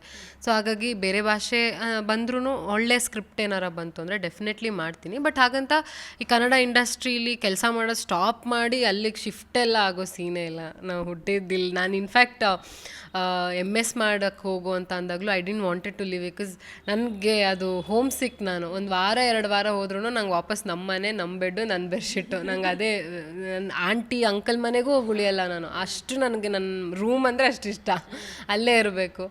ಸೊ ಹಾಗಾಗಿ ಇನ್ನು ರೂಮೇ ಬಿಟ್ಟು ಹೋಗೋಕೆ ಇಷ್ಟ ಇಲ್ಲ, ಇನ್ನು ಕರ್ನಾಟಕ ಬಿಟ್ಟು ಹೋಗೋದು ಅದು ದೊಡ್ಡ ಇದು. ಸೊ ಇಲ್ಲಿ ಹುಟ್ಟಿ ಇಲ್ಲಿ ಬೆಳೆದಿರೋದ್ರಿಂದ ಅಪ್ಪ ಅಮ್ಮ ಅಂದರೆ ನಾನು ಸ್ಟ್ರಗಲ್ ಮಾಡಿರೋದು ಇಲ್ಲೇ ಅಲ್ವಾ. ಸೊ ಆ ಸಕ್ಸಸ್ ಇಲ್ಲೇ ನೋಡಬೇಕು ಅನ್ನೋ ಆಸೆ ಇದೆ ನನಗೆ. ಸೊ ಹಾಗಾಗಿ ಬೇರೆ ಕಾಲ್ಸ್ ಬಂದರು, ಅಲ್ಲಿ ಹೋದರು, ಕೆಲಸ ಮಾಡಿದ್ರು ಬಹುಶಃ ಈ ರೂಟ್ ನನಗೆ ವಾಪಸ್ ಇಲ್ಲಿ ಕರ್ಕೊಂಡು ಬಂದೇ ಬರುತ್ತೆ. ಓಕೆ, ನಟ ನಟಿಯರು ಅಂತ ಬಂದರೆ ವರ್ಕೌಟು ಇಂಪಾರ್ಟೆಂಟು. ಅದರಲ್ಲೂ ಕೂಡ ನೀವು ಹೀರೋಯಿನ್ಗಳು ಅಂತ ಬಂದರೆ ನೀವಂತೂ ತುಂಬ ಆ ಕಡೆ ಕಾನ್ಸಂಟ್ರೇಟ್ ಮಾಡಲೇಬೇಕು. ಸೊ ನಿಮ್ಮ ವರ್ಕೌಟು ಆ್ಯಂಡ್ ಡಯಟು ಎಲ್ಲ ಹೇಗಿರುತ್ತೆ ಅಂತ ಹೇಳಿ. ವರ್ಕೌಟು ನಾನು ಅಟ್ಲೀಸ್ಟ್ 5 ಡೇಸ್ ಮಾಡ್ತೀನಿ. ಈಗ ಪ್ರಮೋಷನ್ ಬ್ಯುಸಿ ಇರೋದ್ರಿಂದ ಆಲ್ಮೋಸ್ಟ್ ಆಗೋಯ್ತು, ಒಂದು ವಾರನೇ ಆಗೋಯ್ತು ವರ್ಕೌಟ್ ಕಡೆ ಗಮನ. ಅಂದರೆ ಇಲ್ಲೇ ಓಡಾಟದಲ್ಲೇ ಆಗೋಗಿದೆ. ಬಟ್ ಜಿಮ್ ಅಂತಲೇ ಅಲ್ಲ, ಫಿಸಿಕಲ್ ಆ್ಯಕ್ಟಿವಿಟಿ, ಡಾನ್ಸ್ ಕ್ಲಾಸು ಅಥವಾ ಜಿಮ್ಮು ಎರಡರಲ್ಲಿ ಒಂದಕ್ಕೆ ಹೋಗ್ತಾ ಇರ್ತೀನಿ. ಇಲ್ಲ ನಾರ್ಮಲ್ ಪಾರ್ಕ್ ಹೋಗಿ ವಾಕ್ ಮಾಡು, ಈ ಥರ ಒಟ್ಟಲ್ಲಿ ಫಿಸಿಕಲಿ ಆ್ಯಕ್ಟಿವ್ ಇರಬೇಕು ಅನ್ನೋದಷ್ಟೇ. ಆ್ಯಂಡ್ ಶೂಟಿಂಗ್ ಟೈಮ್ ನಾನು ಹೆಂಗಂದರೆ ನಾನು ತುಂಬ ಫುಡಿ ಮ್ಯಾಮ್. ಲೈಕ್ ಚೆನ್ನಾಗಿ ನನಗೆ ಇಷ್ಟ ತಿನ್ನೋಕ್ಕೆ. ನನಗೆ 2 ನಿಮಿಷಕ್ಕೂ ಹಸುವಾಗ್ತಾ ಇರುತ್ತೆ, ನಾನು ಅಷ್ಟು ತಿಂತಾ ಇರ್ತೀನಿ. ಸೊ ಹಾಗಾಗಿ ನಾನು ವರ್ಕೌಟ್ ಮಾಡಿಲ್ಲ ಅಂದರೆ ನಾನು ಆರಾಮ್ಸೆ ದಪ್ಪ ಆಗ್ಬೋದು. ಎಲ್ಲ ಕೇಪಬಿಲಿಟೀಸ್ ಇದೆ ನನಗೆ ದಪ್ಪ ಆಗಿ, ಯಾಕಂದರೆ ಅಷ್ಟು ತಿಂತೀನಿ. ಬಟ್ ಶೂಟಿಂಗ್ ಇದೆ, ಇನ್ನೊಂದು ವಾರ ಇದೆ ಶೂಟಿಂಗ್ ಅಂತ ನಂಗೆ ಗೊತ್ತಾಯಿತು ಅಂದರೆ ಫುಲ್ ಕ್ಯಾಲರಿ ಡಿಫಿಷಿಯೆಂಟ್. ಉಪವಾಸನಾರ ಇರು, ಏನಾರ ಮಾಡು. ಅದು ಆ್ಯಕ್ಚುಲಿ ಅನ್ಹೆಲ್ತಿ, ಹಂಗೆಲ್ಲ ಮಾಡೋಂಗಿಲ್ಲ. I don't recommend that. ಯಾಕಂದರೆ ಕಾನ್ಸ್ಟೆಂಟಾಗಿದ್ರೇ ರಿಸಲ್ಟು. ಬಟ್ ನನಗೆ ಹೆಂಗೆ ಅಂದರೆ ನಮ್ಮಮ್ಮ ಪಲಾವ್ ಮಾಡಿದ್ರೆ ಮುಗೀತು, ಡಯಟ್ ಗಾನ್. ನನಗೆ ಮುಂಚೆ ಅಂದ್ಕೊಂಡಿದ್ದೆ ನನಗೆ ಪಿಜ್ಜಾ ಇಷ್ಟ, ಬರ್ಗರ್ ಇಷ್ಟ ಅಂತೆಲ್ಲ. ಬಟ್ ನಾನು ಪ್ರಾಪರ್ ಡಯಟ್ ಮಾಡೋಕ್ಕೆ ಸ್ಟಾರ್ಟ್ ಮಾಡಿದಾಗ ಗೊತ್ತಾಗಿರೋ ನಂಗೆ ಅನ್ನ ಇಷ್ಟ ಅಂತ. ಅನ್ನ ಸಾಂಬಾರು ಇದು ಬೇಕಂದರೆ ವರ್ಕೌಟಲ್ಲಿ ವೈಟ್ ರೈಸ್ ತಿನ್ನಬೇಡಿ ಅಂತ. ಸೊ ಯಾವಾಗ ನಾನು ವೈಟ್ ರೈಸ್ ಕಟ್ ಮಾಡಿದೆ ಗೊತ್ತಾ, ಅವತ್ತು ನನಗೆ ಫೇವ್ರೆಟ್ ಫುಡ್ಡು ಅನ್ನ ಸಾಂಬಾರು ಅಂತ ಗೊತ್ತಾಗಿದ್ದು. ಪಿಜ್ಜಾನೂ ಅಲ್ಲ, ಬರ್ಗರು ಅಲ್ಲ, ಏನೂ ಅಲ್ಲ, ಅನ್ನ ಸಾಂಬಾರು. ಸೊ ಅದು ಅಮ್ಮ ಪಲಾವು ಈ ಥರ ಏನಾರ ಮಾಡಿಬಿಟ್ರೆ ನನ್ನ ಫೇವ್ರೆಟ್ ಅದು. ನಾನು ಓಕೆ ಡಯಟು ಚೆನ್ನಾಗಿ ತಿಂದ್ಬಿಡೋದು. ಬೆಳಗ್ಗೆ ಹೋಗ್ಬಿಟ್ರೆ ತಿಂದ್ಬಿಟ್ಟೆ ಅಂತಂದರೆ ಅವ್ರು ಇನ್ನೊಂದು 2 ರೌಂಡ್ ಎಕ್ಸ್ಟ್ರಾ ಓಡಿಸ್ತಾರೆ. ಬಟ್ ಶೂಟಿಂಗ್ ಇದೆ ಅಂತ ಅಂದಾಗ ಫುಲ್ಲು ಸ್ಟ್ರಿಕ್ಟು, ಏನೂ ತಿನ್ನಲ್ಲ. ಚೂಚು ಬರೀ ಹಣ್ಣು, ಬರೀ ಸೊಪ್ಪು ಹಂಗೆ ತಿನ್ಕೊಂಡೇ ಇರ್ತೀನಿ. ಸೊ ಈ ಥರ ಬ್ಯಾಲೆನ್ಸ್ ಮಾಡ್ಕೊಂಡು ಹೋಗ್ತಾಯಿದ್ದೀನಿ. ದರ್ಶನ್ ಅವರಂತ ಬಂದಾಗ ಆಲ್ಮೋಸ್ಟ್ ಎಲ್ಲರಿಗೂ ಇಷ್ಟ. ಇಂಡಸ್ಟ್ರಿಯಲ್ಲಿ ಹೆಣ್ಮಕ್ಳು ನಾನು ಅವ್ರ ಜೊತೆ ಪಾತ್ರ ಮಾಡಬೇಕಪ್ಪ ಅಂತ ಹೇಳ್ತಾರೆ. ಸೊ ದರ್ಶನ್ ಅವ್ರು ಕಂಡ್ರೆ ನಿಮಗೆ ಆ್ಯಂಡ್ ಅವರ ಇನ್ಸಿಡೆಂಟ್ ಕೇಳಿದ ಬಳಿಕ ನೀವೊಬ್ಬರು ನಟಿಯಾಗಿ ಅನಿಸಿದ್ದೇನು ಅಂತ ಹೇಳಿ? ವೆರಿ ಅನ್ಫಾರ್ಚುನೇಟ್ ನಿಜವಾಗ್ಲೂ. ಆ್ಯಸ್ ಅ ಆ್ಯಕ್ಟರ್ ಬಗ್ಗೆ ಮಾತಾಡೋದಾದರೆ ನಾನು ಅವ್ರನ್ನ ಕೆಲವೊಂದು ಇವೆಂಟ್ಸಲ್ಲಿ ಮೀಟ್ ಮಾಡಿದ್ದೀನಿ. ಅಂದರೆ ಪರ್ಸ್ನಲಿ ಯಾವತ್ತೂ ಆ ಥರ ಎಲ್ಲ ಅಂದರೆ ಪಾರ್ಟೀಸ್ ಆ ಥರ ಎಲ್ಲ ಯಾವತ್ತೂ ಮೀಟ್ ಮಾಡಿಲ್ಲ. ಬಟ್ ಇವೆಂಟ್ಸಲ್ಲಿ ನಾನು ಮೀಟ್ ಮಾಡಿದ್ದೀನಿ. ನಿಜವಾಗ್ಲೂ ಜೆಮ್ ಆಫ್ ಅ ಪರ್ಸನ್ ಅಂತಲೇ ನಂಗೆ ಅನಿಸಿದ್ದು. ನಂಗೆ ಅವ್ರನ್ನ ಮೀಟ್ ಮಾಡಾದಮೇಲೆ ಅದು D25 ಅಂತ ಪ್ರೋಗ್ರಾಮ್ ನಡೀತು. ಅದಕ್ಕೆ ನಾನು ಪರ್ಫಾರ್ಮ್ ಕೂಡ ಮಾಡಿದ್ದೆ. ಅವ್ರಿಗೆ ರೋಸ್ ಕೊಟ್ಟು ಒಂದು ಹಗ್ ಕೂಡ ಕೊಟ್ಟಿದ್ದೆ. ಸೊ ಅದು ಸಿಕ್ಕಾಪಟ್ಟೆ ವೈರಲ್ ಆಗಿತ್ತು. ಅವತ್ತು ಕೂಡ ಬಂದಾಗ ಯಾರೇ ಕೇಳಿದ್ರು ನಾನು ಇದನ್ನೇ ಆನ್ಸರ್ ಮಾಡಿದೆ. ಬಿಕಾಸ್ ಅವ್ರು ನನ್ನನ್ನು ನೋಡಿದ ತಕ್ಷಣ ಅಮ್ಮ ನಮಸ್ಕಾರ, ದ ವೇ ಹಿ ಹೇಳ್ದಲ್ಲ, ಆ ಒಂದು ವಾರ್ಮ್ನೆಸ್ಸು, ಇಷ್ಟು ಸೂಪರ್ ಸ್ಟಾರು, ಇಷ್ಟು ಡೌನ್ ಟು ಅರ್ಥಾಗಿ ಎಷ್ಟು ಚೆನ್ನಾಗಿ ನಮ್ಮನ್ನೆಲ್ಲ ಮಾತಾಡ್ಸೋದು ನಿಜವಾಗ್ಲೂ ತುಂಬ ಖುಷಿಯಾಗಿತ್ತು. ಸೊ ಇವಾಗ ಜಸ್ಟ್ ಬಿಕಾಸ್ ಅವ್ರದ್ದೇನೋ ಒಂದು ಅನ್ಫಾರ್ಚುನೇಟ್ ಇನ್ಸಿಡೆಂಟ್ ಆಗಿದೆ ಅಂದ ಮಾತ್ರಕ್ಕೆ ನಾವೇನೇನೋ ಹೇಳೋಕ್ಕಾಗಲ್ಲ, ಗೊತ್ತಿಲ್ಲದೆ ಇರೋದಲ್ಲ. So is a gem of a person. ಅವ್ರು ನನ್ನನ್ನು ಹೆಂಗೆ ನಡ್ಸ್ಕೊಂಡ್ರು ನನಗೆ ತುಂಬಾ ಗೌರವ ಇದೆ ಅವ್ರ ಮೇಲೆ. ಈ ಥರ ಆಗಬಾರ್ದಿತ್ತು ಮೇ ಬಿ. ಅಂದರೆ ವೆರಿ ಅನ್ಫಾರ್ಚುನೇಟ್. ನಮಗೆ ಸರ್ ಹಿಂಗೆ ಮಾಡೋಕ್ಕೆ ಸಾಧ್ಯನಾ ಅಂತ ನಂಬಕ್ಕೆ ಅಸಾಧ್ಯವಾದಂಥ ಇನ್ಸಿಡೆಂಟ್ ಇದು. ನೋಡಬೇಕು, ಮೇ ಬಿ ಲಾಯಲ್ಲಿ ಇದೆ ಅಲ್ಲ. ಸೊ ಹಿಂಗೆ ಇದು ಸರಿನಾ, ಹಿಂಗಿರ್ಬೋದಿತ್ತ ಅಂತ ಡಿಸ್ಕಷನ್ಕಿನ್ನ ವೆಯ್ಟ್ ಮಾಡಿ ಆ ಜಡ್ಜ್ಮೆಂಟ್ಗೆ ವೆಯ್ಟ್ ಮಾಡೋದೇ ಬಹುಶಃ ಅದೊಂದೇ ಲಾಸ್ಟ್ ಆಪ್ಷನ್ ನಮ್ಗೆ ಉಳಿದಿರುತ್ತೆ. ಬಟ್ ಆ್ಯಸ್ ಅ ನಟಿಯಾಗಿ ಅಥವಾ ನಾನು ಏನು ಬೇಡ್ಕೋತೀನಿ ಅಂತ ಅಂದರೆ ಏನು ರೇಣುಕಾ ಸ್ವಾಮಿಯವರ ಮನೆ ಇದೆಯಲ್ಲ, ಅವ್ರಿಗೂ ಸಿಗಬೇಕು, ಏನಂತಾರೆ, ಅವರ ಆತ್ಮಕ್ಕೆ ಶಾಂತಿ ಸಿಗಬೇಕು. ಹಾಗೆ ಅವರಿಗೆ ನ್ಯಾಯ ಕೂಡ ದೊರಕಬೇಕು. ಹಾಗೆ ದರ್ಶನ್ ಸರು ಏನದು ನಿರಪರಾಧಿಯಾಗಿ ಆಚೆ ಬರಬೇಕು ಅಂತ ಕೇಳ್ಕೊತೀನಿ. ಈ ರಕ್ಷಿತ್ ಶೆಟ್ಟಿ ಅಂತ ಬಂದಾಗ ಅವ್ರಿಗೆ ಸುಮಾರು ಜನ ಜೊತೆ ಮದುವೆ ಆಗ್ಬಿಟ್ಟಿದೆ.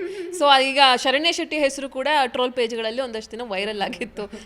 ಆಗ ನಿಮ್ಮ ಮನೆಗಳಲ್ಲಿ ಚರ್ಚೆ ಆಗಿದ್ದೇನು? ನೀವೇನು ಚರ್ಚೆ ಮಾಡಿದ್ರಿ? ಅಮ್ಮ ಏನು ಹೇಳಿದ್ರು, ಅಪ್ಪ ಏನು ಹೇಳಿದ್ರು ಅಂತ ಹೇಳಿ? ಇಲ್ಲ, ಅವ್ರು ನಗ್ತಾ ಇದ್ರು ಇನ್ಫ್ಯಾಕ್ಟ್. ಯಾಕಂದರೆ ಗೊತ್ತಲ್ಲ, ಲೈಕ್ ಕಾಂಟ್ಯಾಕ್ಟೇ ಇಲ್ಲ. ಆ್ಯಂಡ್ ಯಾವುದೋ ಒಂದು ಸೈಮಾ ಇವೆಂಟಿಗೆ ಹೋದ್ವಿ, ಫೋಟೋ ತಗೊಂಡ್ವಿ, ನಾನು ಸೋಷಿಯಲ್ ಮೀಡಿಯಾದಲ್ಲಿ ಹಾಕಿದೆ. ನೆಕ್ಸ್ಟ್ ಡೇ ನೋಡ್ತೀನಿ ಮದುವೆ ಅಂತ. ಇದು ಯಾವುದಿದು ಅಂತ ದೆನ್ ನಾನು ಓಕೆ ಹಿಂಗೆ ಗಾಸಿಪ್ಸ್ ಅಂದರೆ ಹಿಂಗೆ ಹರಡೋದು ಅಂತ ನಂಗೆ ಫಸ್ಟ್ ಟೈಮ್ ಒಂದು ನನ್ನ ಬಗ್ಗೆ ಗಾಸಿಪ್ ಹರಡ್ಕೊಂಡಿದ್ದು. ಬಟ್ ಪಾಪ ಅವ್ರು ನಿಜವಾಗ್ಲೂ ಒಂದು ಯಾವ ಹುಡುಗಿ ಜೊತೆ ಫೋಟೋ ಹಾಕಿದ್ರು ಅವ್ರ ಹತ್ರ ಮದುವೆ ಮಾಡಿಸ್ಬಿಡ್ತಾರೆ. ಅದು ನಂಗೆ ಈಗಲೂ ಬರುತ್ತೆ. ಅತ್ತಿಗೆ ಅಂತೆಲ್ಲ ಕಮೆಂಟ್ ಮಾಡ್ತಿರ್ತಾರೆ. ನಾನು ಪಾಪ ಅವ್ರಿಗೆ ಗೊತ್ತಿಲ್ವೇನೋ ವಿಚಾರ ಅಂತ ಅನಿಸುತ್ತೆ. ಸೊ ಮನೇಲೆಲ್ಲ ಏನಂತ ಏನು ಸೀರಿಯಸ್ ಆಗಿ ದೇ ಲಾಫ್ಡ್ ಇಟ್ ಅಷ್ಟೇ, ಏನು ಹಿಂಗೆ ಬರ್ತಿದೆ ಅಂತ ನಕ್ಕಿದ್ರು. ಬಟ್ ಅಷ್ಟೊಂದೇನು ಸೀರಿಯಸ್ ಆಗಿ ಆಗಿಲ್ಲ. ಜನನೇ ಸೀರಿಯಸ್ ಆಗಿ ತೊಗೊಂಡಿದ್ರು ಅಷ್ಟೇ. ಅದನ್ನು ನೀವು ಎಂಜಾಯ್ ಮಾಡಿದ್ರಿ? ಏನೋ ಫನ್ನಾಗಿ ತೊಗೊಂಡೆ ಅಷ್ಟೇ ನಾನು. ಅಂದರೆ ಅಷ್ಟು ಸೀರಿಯಸ್ ಆಗಿ ಟೆನ್ಷನ್ ಆಗೋದು ಹಂಗೆಲ್ಲ ಏನು ತೊಗೊಂಡಿಲ್ಲ. ಅದಕ್ಕೆ ಬಣ್ಣ ಅಂದಮೇಲೆ ನಮ್ಗಳನ್ನೇ ಬಿಡಲ್ಲ, ಇನ್ನು ನಿಮ್ಗಳನ್ನ ಬಿಡ್ತಾರೆ. ನಟ ನಮ್ಮ ಜರ್ನಲಿಸ್ಟ್ಗಳಿಗೆ ಬೇಕಾದಷ್ಟು ಏನೇನು ಬೇಕು ಎಲ್ಲ ಪದಗಳ ಬಳಕೆ ಇರುತ್ತೆ.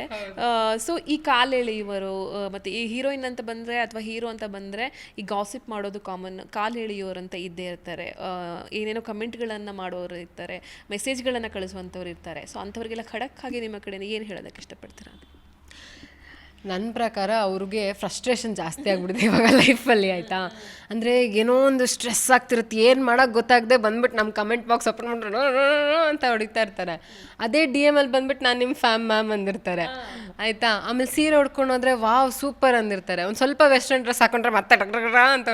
ಸೊ ಅವರ ಫ್ರಸ್ಟ್ರೇಷನ್ನ ರಿಲೀಸ್ ಮಾಡೋಕ್ಕೆ ನನ್ನ ಕಮೆಂಟ್ ಅವರಿಗೆ ಯೂಸ್ ಆಗ್ತಿದೆ ಅಂದರೆ ಮಾಡ್ಕೊಳ್ಳಿ ಅಂತ ಹೇಳ್ತೀನಿ ಅಷ್ಟೇ.